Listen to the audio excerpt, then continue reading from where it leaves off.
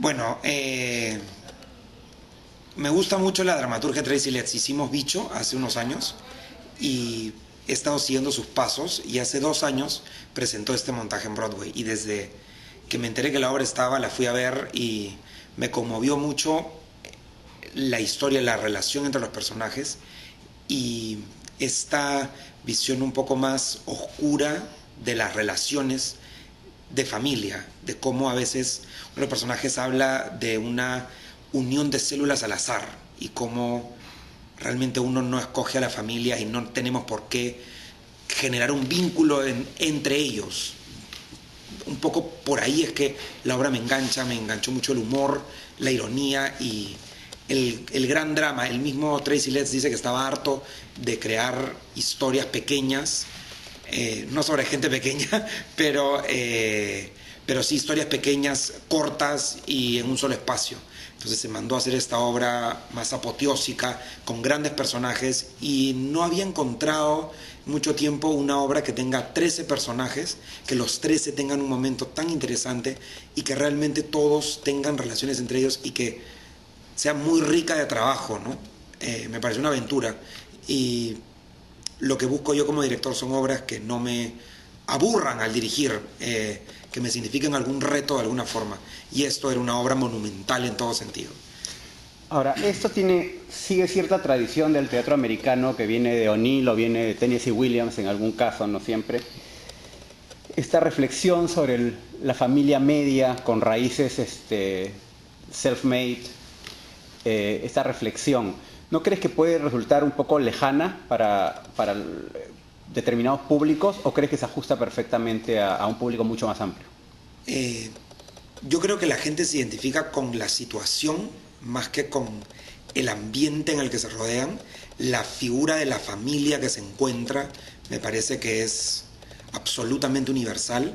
Ya el entorno pasa un poco a segundo plano. Efectivamente fue algo que al principio decíamos, será demasiado norteamericana. La obra presenta una visión del norteamericano en este momento, ¿no? Esta obra fue escrita en el momento de Bush, donde sentían que el país estaba pasando por su peor momento, donde los líderes no manejaban el país y donde había un absoluto desasosiego entre la sociedad. Entonces un poco la familia y la generación mayor no se hace responsable por la casa y la media es la que empieza a accionar, un poco lo que está pasando en Estados Unidos.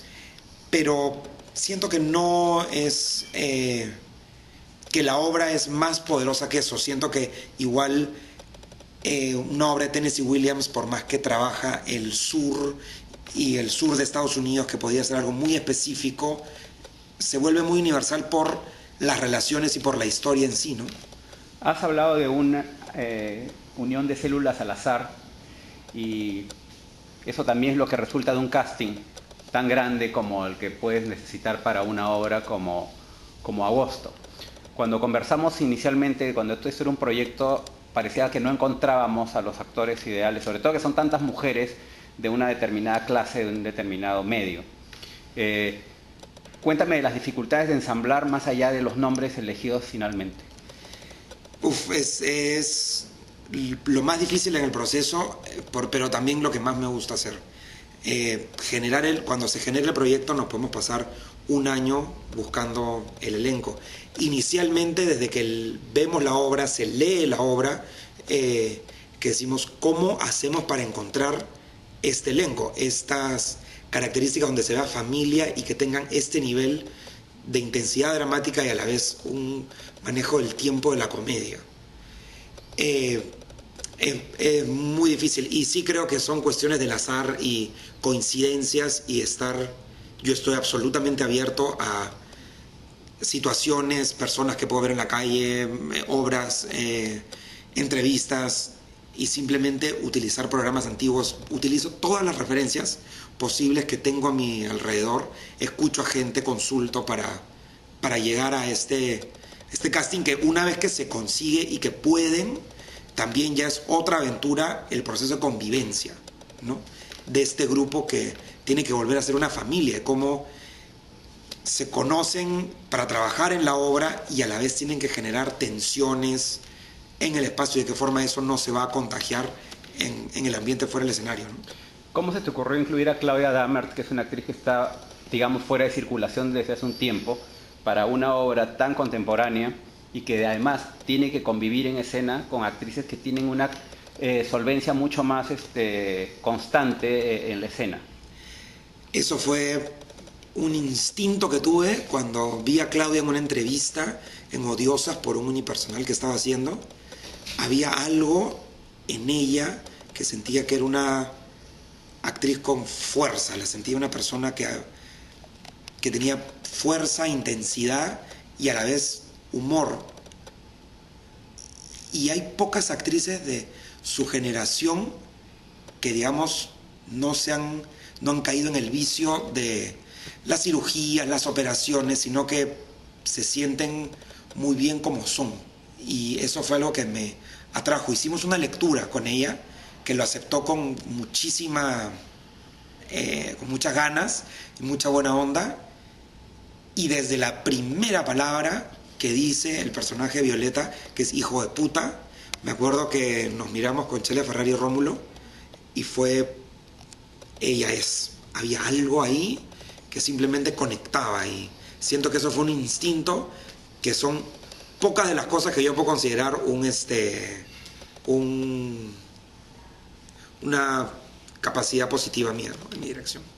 Tú has visto la obra en otros escenarios y ahora estuve revisando en YouTube algunos pedazos de interpretaciones y encuentro que cada actriz le da su propia dimensión al personaje, cada actriz aporta lo suyo y no es una repetición como sí podría ser en una obra mucho más conocida, digamos La gata en el tejado caliente, una de esas.